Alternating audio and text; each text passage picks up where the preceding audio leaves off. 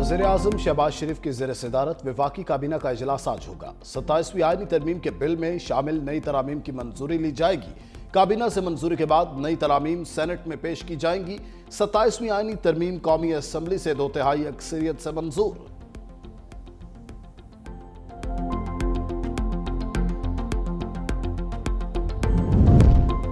Sri Lankan cricket board का दौरा पाकिस्तान जारी रखने का ऐलान। एलामिया के मुताबिक पाकिस्तान क्रिकेट बोर्ड ने फुल प्रूफ सिक्योरिटी की जमानत दी।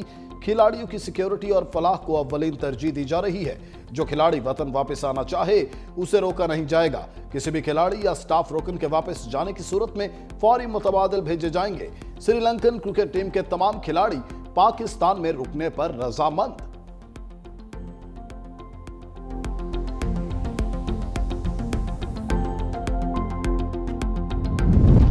पाकिस्तान और श्रीलंका के दरमियान जारी वनडे सीरीज और T20 ट्राई नेशन टूर्नामेंट का शेड्यूल तब्दील। पाकिस्तान और श्रीलंका का आज होने वाला मैच अब कल खेला जाएगा। 15 नवंबर को शेड्यूल मैच 16 नवंबर को होगा। दोनों मैच रावलपिंडी क्रिकेट स्टेडियम में खेले जाएंगे। 3 मुल्की टूर्नामेंट 18 नवंबर से 29 नवंबर तक रावलपिंडी स्टेडियम में खेला जाएगा।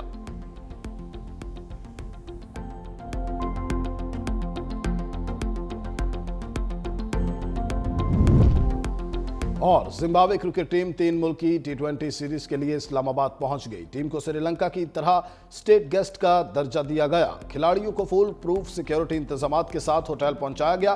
क्रिकेटर सिकंदर रजा ने अपने सफर की तस्वीर शेयर करते हुए मदाहों को पैगाम दिया। सी यू सून पाकिस्तान इंशाल्लाह।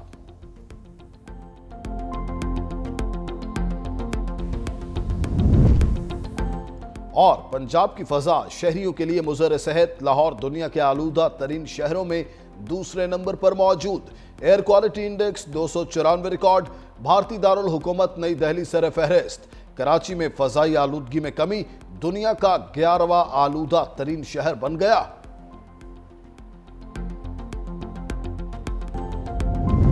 हमारी हुकूमत आई तो तरामीम वापस लेंगे। बैरिस्टर गौहर का ऐलान। मीडिया से गुफ्तगू में कहा, ऐवान में बैठकर फैसले ज़ाती मफाद में नहीं किए जाते। हमने मुज़ाकरात में हिस्सा लेने की हर मुमकिन कोशिश की। हमारे MNAs को पार्लियामेंट हाउस से उठाया गया। हम पाकिस्तान के साथ थे और रहेंगे। हमारे वज़ीर आला को अपने लीडर के साथ हम मिलने नहीं दिया जा रहा।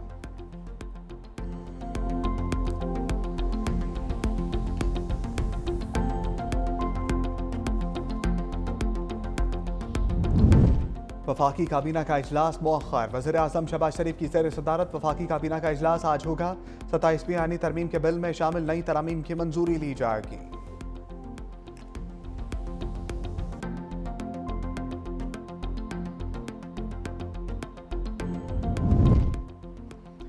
खैबर पख्तूनख्वा में अमन को एक और मौका। सूबाई असम्बली में सियासी जमातों का अमन जरगा। एलामिया के मुताबिक पाक अफगान खारजा पॉलिसी में वफाक सूबे से मुशावरत करे। गवर्नर फैसल करीम कुंडी ने खिताब में कहा, हमारी बदकिस्मती है हमारे पड़ोस में अफगानिस्तान मौजूद है। अफगानिस्तान में छोड़ा असलहा पाकिस्तान के खिलाफ इस्तेमाल हो रहा है।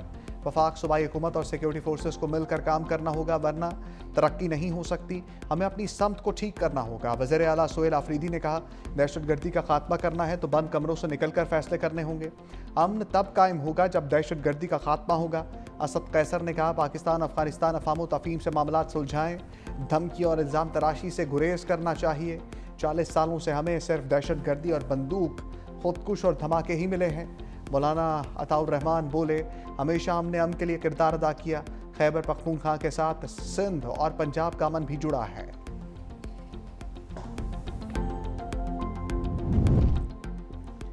कैडेट कॉलेज वाना में ऑपरेशन मुकम्मल। तमाम दहशतगर्द मारे गए। फील्ड मार्शल आसिम मुनीर ने लम्हा ब लम्हा सूरत हाल पर नजर रखी। कहा, कौम के मेमार हमारा सरमाया, आंच ना आने पाए। Operation commander colonel Mohammad Tahir ने कहा, सिक्योरिटी फोर्सेस की बर्वक्त कार्रवाई ने खवारिज के हमले और मजमूम मज़ाइम को नाकाम बना दिया। हमने दहशतगर्दों को मखसूस ब्लॉक में महदूद करके तालिब इल्मों की हिफाजत को यकीनी बनाया। अमारत के अंदर मौजूद तमाम खवारिज मारे गए। ज़ेर तालीम कैडेट ने कहा कि पाक फौज के जवानों ने हमें बाहिफाजत कॉलेज से महफूज मुकाम पर मुंतकिल किया। तालीम के दुश्मन कुछ भी कर लें, हमें तालीम से नहीं रोक सकते।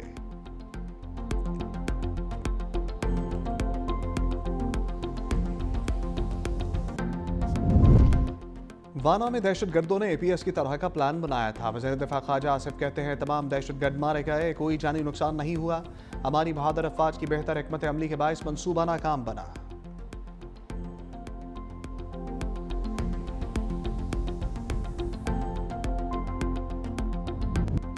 इस्लामाबाद कचहरी खुदकुश धमाके की तहकीकात में आम पेशरफ हमलावर को लाने वाला ऑनलाइन राइटर पुलिस ने पकड़ लिया।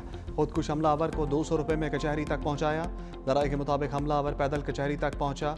मौका पर मौजूद पुलिस एहलकारों के बयानात रिकॉर्ड कर लिए गए। फॉरेंसिक और जियो फेंसिंग का अमल भी मुकम्मल कर लिया गया। इब्तदाई तहकीकात के मुताबिक हमलावर एक ही था जिसने धमाके में 7 से 8 किलो बारूदी मवाद इस्तेमाल किया। इस्लामाबाद में 3 रोज़ा सोग बुखला की हड़ताल, डिस्ट्रिक्ट जुडिशल कम्प्लेक्स बंद है। इंसदाद दहशतगर्दी एक्ट के तहत मुकदमा भी दर्ज।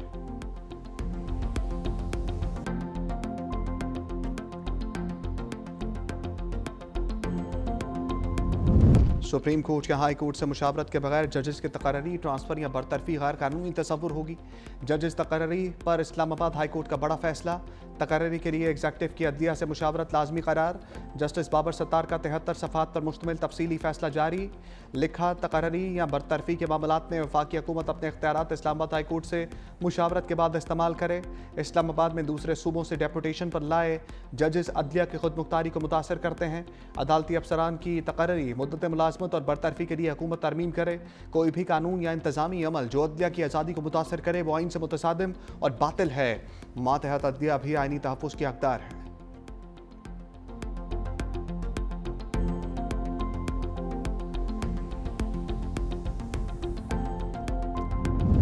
मुआशी, माहौलियाती और सिक्योरिटी चैलेंजेस मुश्तरका कोशिशों से हल किए जा सकते हैं। सदर मुमलिकत आसिफ अली जरदारी का बैनुल पार्लिमानी स्पीकर्स कॉन्फ्रेंस के मंतूबीन के एजाज़ में इशाइया से खिताब। कहा, कॉन्फ्रेंस ने पार्लिमानी सफारतकारी के जज्बे को मज़ीद मजबूत किया। बैनुल पार्लिमानी स्पीकर्स कॉन्फ्रेंस ने ताउन और दोस्ती के नए रास्ते खोले हैं।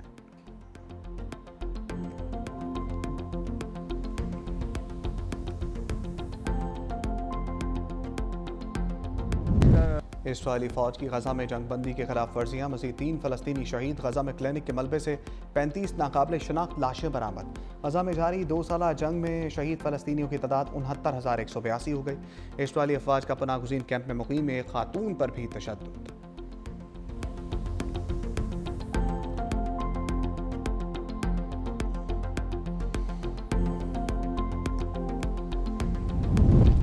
BBC ने गजा में इसराइली सफाकियत का कच्चा चट्ठा खोल दिया। कहा, 10 अक्टूबर को होने वाले गजा जंगबंदी मुआहदे के बाद से अब तक गजा में 1500 से ज़ायद इमारतों को बमबारी से तबाह कर दिया गया। 8 नवंबर को सैटेलाइट से ली गई तस्वीर में इमारतों को ज़मीन बोस देखा जा सकता है।